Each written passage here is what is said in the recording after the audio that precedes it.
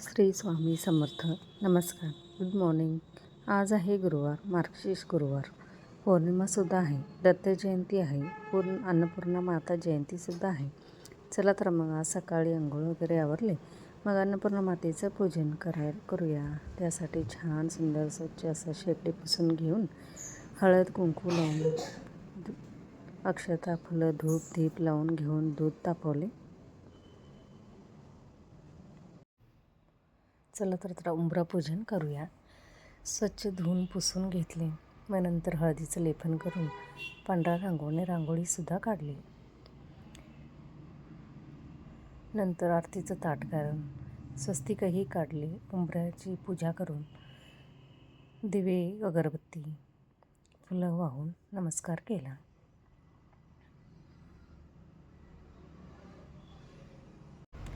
तसेच सूर्याला अर्घ्य देण्यासाठी पाण्यात हळदी कुंकू थोडीशी साखर घालून घेतले. तुळशीचं पूजनही करून तयारी करून घेतले. उंबऱ्यावर स्वस्तिक काढून अक्षता फूल घालून नमस्कार केला. धूप दीप आरती करून घेतली. छान असा उंबरठा पूजन करून घेतला आणि आरती ओवाळून घेतली. कसं वाटते उंबरठा पूजन? छान वाटलं ना?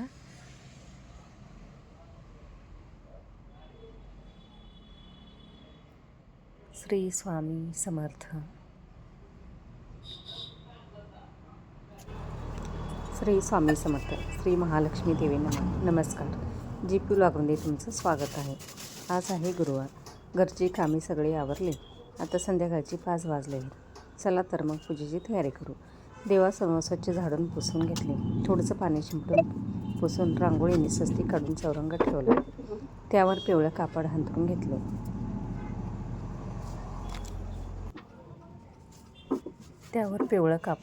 घेतले. मग चौरंगाच्या बाजूने पांढरी, पिवळी, लाल रांगोळीने बॉर्डर काढून घेतले. 2 विड्याचे पानं ठेवून थोडीशी अक्षता घालून तुपाचा दिवा लावून घेतला.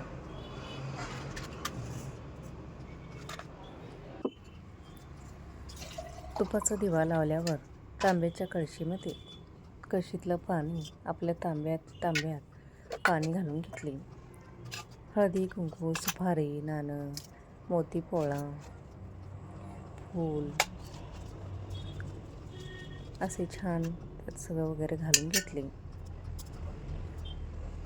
तांब्याला हळदी कुंकू लावून अष्ट घालून हळदी कुंकू लावून घेतले.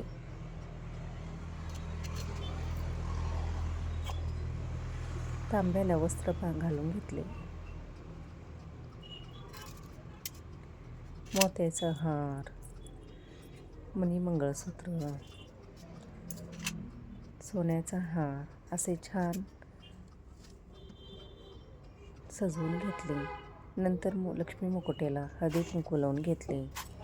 तसेच चौरंगावर गव्हाचे रास काढून त्यात अष्टदल काढून घेतले.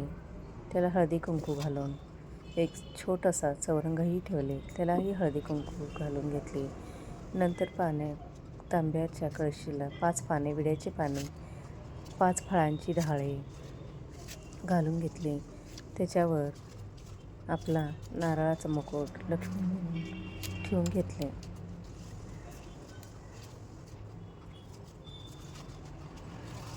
नंतर तो तांब्या चौरंगावर ठेवून व्यवस्थित ठेवून घेतले. तिला हळदी कुंकू घालवून नाकात नथही घातले. असे छान लक्ष्मीला सजवले. नंतर एक मोत्याचा हारही घातला. तिला डोक्यावर पदर म्हणून शेलाही ठेवला. नंतर चौरंगाच्या दोन्ही बाजूला समई लावून घेतले.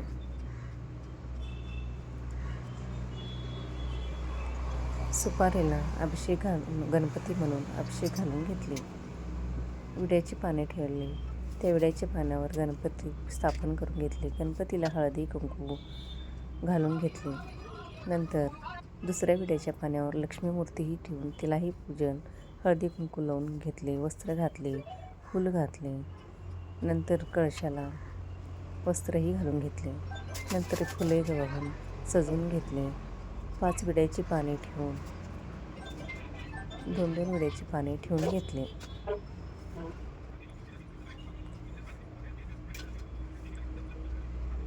नंतर देवीला वेणीही घालून घेतली.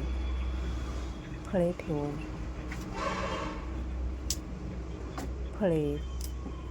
केळी देवीला ओटीही ठेवली. नमस्कार करून पुस्तकाचीही पूजा करून घेतली.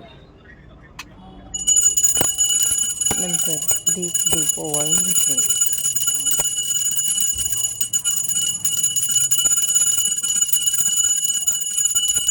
असे साधी सोपी पूजा करून दुपारती ओवाळी कापूर आरतीही करून घेतली.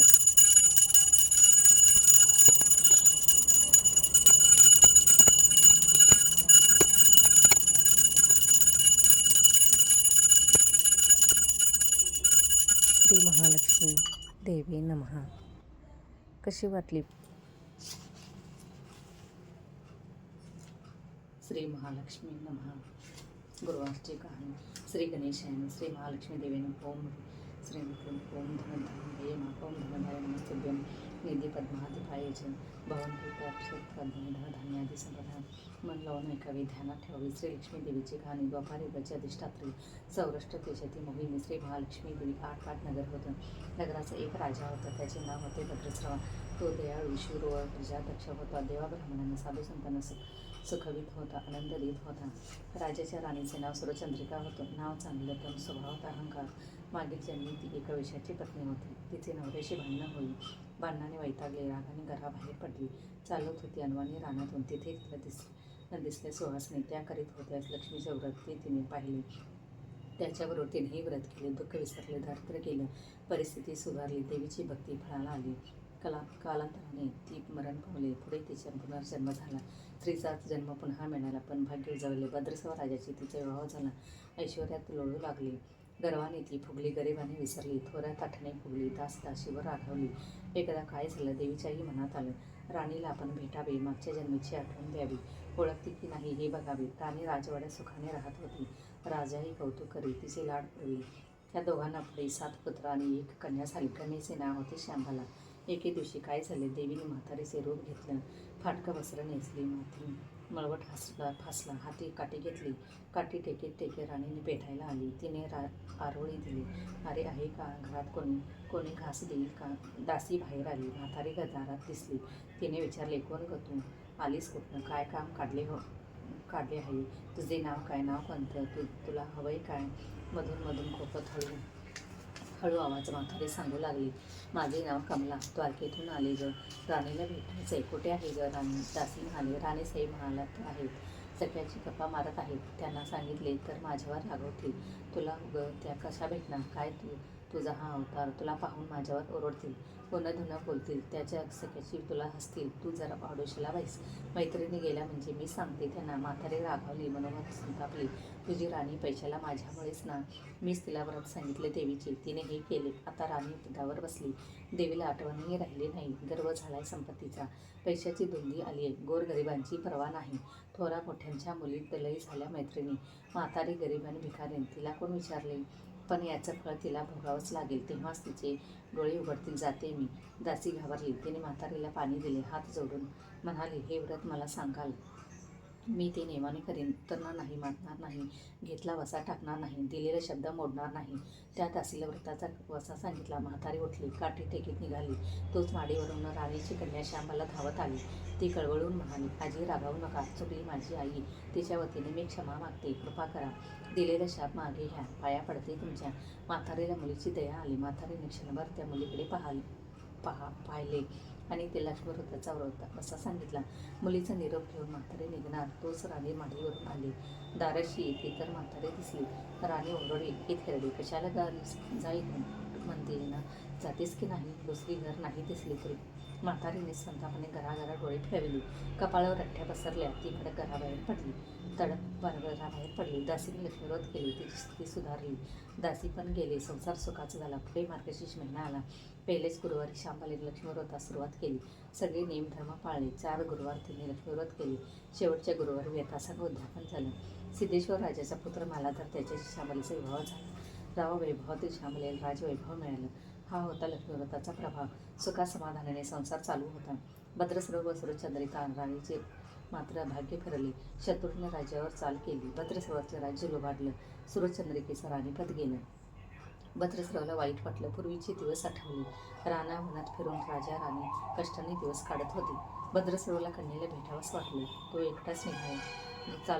चालून थांबला. नदी काठावर विश्रांतीसाठी थांबला.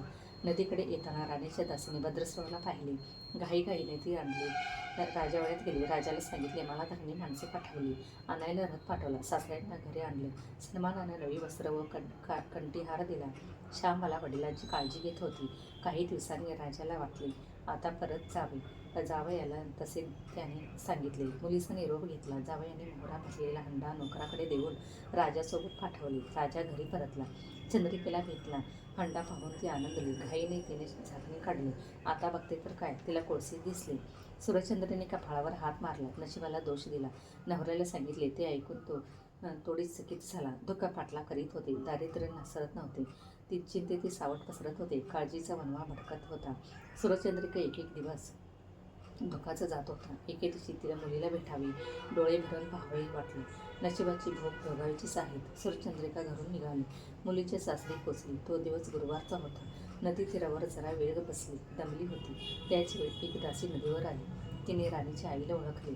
घाईने ती महालात गेली. राणीला निरोप दिला. तुमची आई आली. नदी किनारी बसली. खूप दमलेली दिसली. तिला आणायला कोणीतरी पाठवा. श्यामलीने त्यासोबत रथ नदीकडे पाठवला. आईला घ्यायला सांगितले. आई रथात बसून महालात आली. आईला बघताच श्यामलीने आनंदाने मिठी मारली. मुलीचं वैभव पाहून तिचं मन तृप्त झालं. तोंडून शब्द फुटेना. आईने स्नान केले. मुलीने तिला पैठणी दिली. सोने मोत्याची दागिने दिली. आईचे रूप अधिकच खुलले. दुपारची वेळ झाली. श्यामबाल्याने भक्तिभावाने लक्ष्मीची पूजा केली. आरती झाली. धूपदीपाचा वास दरवळला. श्यामबालेला कडकडीत उपवास होता. भोजनाची तयारी झाली. तिने आईला जेवायला बोलवले. सुरचंद्रिका पाठावर येऊन बसली. पण ती एकदम शांत होती. तिला मागचा जन्म आठवला. लक्ष्मीदेवीच्या कृपेने या जन्मी ती राणी झाली होती. ती म्हणाली, श्यामा, मी देखील तुझ्यासोबत उपवासच करेन. श्याम म्हणाली, ठीक आहे. मार्गशीर्ष महिना होता. मुलीने सारेही गुरुवार व्रत केले. ते आईने पाहिले. तीही उपवास करू लागली. देवीला भक्तिभावाने प्रार्थना करत होती. महिना संपला. घरी जायचा विचार ठरला. पोचवायला श्यामबाला सोबत गेली. 4 दिवसांनी श्यामबाला निघाली. मालाधर राजाने पाठविलेला पैशाचा हंडा घेतला. त्यात मीठ भरलं. तो नोकराजवळ घेऊन पुन्हा ती सासरी आली. गप्पा मारता मारता वेळ कसा जात होता त्याचेही भान तिला नव्हते. मालाधराने विचारले, माहेरून काय आणलेस? श्यामबालेने सोबत आणलेल्या हंड्याकडे बोट दाखविले. मालाधराने वस्तुगतीने झाकण काढले. त्यात त्याला काय दिसले? मिठाचे खडे. अगं वेडे, मिठाचे खडे कशाला आणलेस? इथे मिळत नाही मीठ? मीठ मिळते ना, पण हे मीठ माझ्या वडिलांच्या राज्यातलं आहे. वडिलांचं राज्य सौराष्ट्रात होतं. त्या शेजारच्या समुद्राचं आहे हे मीठ. समुद्र तीरावर धूरवर माझ्या वडिलांचं राज्य होतं. पण आज श्यामबालेच्या सांगण्यातली खोच राजाने हेरली. तो विचारात गुंगला. श्यामबाला म्हणाली, हे मीठ जीवनाचं अमृत आहे. अन्नाला चव येते ती मिठानंच. मीठ नसलेला पदार्थ आळणी त्याचं मीठ खावं. त्याच्याशी इमानी असावे. त्यांचे रक्षण करावे. कामात कसूर झाली तर प्रसंगी प्राणही द्यावे. मालाधर राजा निश्चयाने उठला. त्याने आपले सेवक सासऱ्याकडे पाठविले. त्यांना बोलावून घेतले. भद्रसरोवरला काय झालं कळले नाही. ताबडतोब ते जेवायला आला. दोघांची गुप्त बैठक झाली. विचार पक्का ठरला. भद्रसरोवरने अनुमती दिली. मालाधराने मुख्य सेनापतीला तत्काळ भेटण्यास बोलावले. सेनापती आले. त्याने मालाधरला वंदन केले. आज्ञा करावी महाराज, ते म्हणाले. भद्रसरोवरचे राज्य जिंकलेल्या शत्रूवर ताबडतोब स्वारी करा. प्रत्येक सैनिकाच्या हातावर हंड्यातल्या मिठाचा एक खडा ठेवा. शपथ घेऊन प्रत्येकाला झुंजायला सांगा. राजाची आज्ञा झाली तशी सेनापतीने व्यवस्था केली. दुसरे दिवशी सोबत सेना घेऊन बेसावध शत्रूवर चाल केली. शत्रूच्या राज्यावर सारे सैनिक तुटून पडले. मालाधराचे सैन्य विभागून लढत होते. शत्रू सैनिक जमिनीवर कोसळत होते. सूर्य पश्चिमेकडे जात होता. अंधार हळूहळू पसरत होता. शेवटी मालाधराच्या सैन्याने शत्रूचा पडशा पाडला. अपूर्व विजय मिळविला.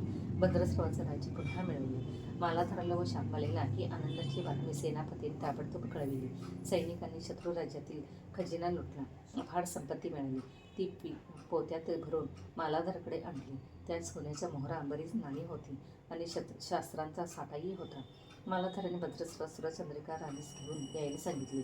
ती आल्यावर घरात आनंदाचे उधाण आलं होतं. तो होता गुरुवार. श्यामला लक्ष्मी व्रताची पूजा केली. आरती झाली. धूपदीपांचा सुगंध दरवळला. तिने व तिच्या आईने उपवास केला. रात्री देवीची आरती झाली. देवीला नैवेद्य दाखवून सर्वांनी पक्वानाचे जेवण केले. मार्गशीर्ष महिन्यातला हा शेवटचा गुरुवार. लक्ष्मी व्रताचा शेवटचा दिवस. मंगल मुहूर्ताचा दिवस. मालाधराने भद्रस्वाचं राज्य त्याचे स्वाधीन केले. त्याने व्रताची सांगता झाली. राजा राणी सौराष्ट्रात आले. सुरचंद्रिकेने पुन्हा लक्ष्मी व्रताचा वसा घेतला. तो अजन्म पाळला. घरची स्थिती सुधारली. राजाचे 7 पुत्र दूर देशाहून अचानक घरी आले. त्यांना पाहून आई वडिलांना आनंद झाला. त्या व्रतामुळे राजा राणी सुखी झाले. दुःखाची वादळ सरली. अशी 6 अवताराची कहाणी 5 अवतारी सुफळ संपूर्ण. सर्वांनी देवीला वंदन करावे. त्याचे घर सदैव आनंदित राहावे अशी लक्ष्मी देवीला प्रार्थना करावी. श्रीमान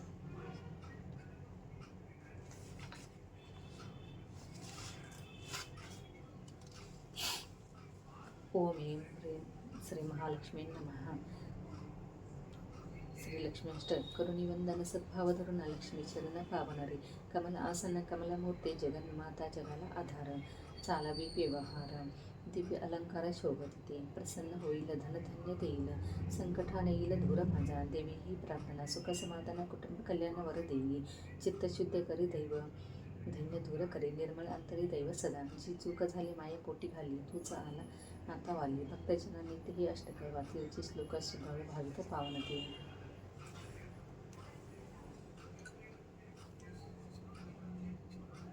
आरती श्री लक्ष्मी देवीची. ओवाळू आरती जयची. लक्ष्मी माता प्रसन्न अग्ने प्रसन्न होती. तारशी तू भक्ता. पूर्वजन्मती पूर्तकन्याई वैभव रामीना. गर्भधनाचा तिला विसरली लक्ष्मी मातेला.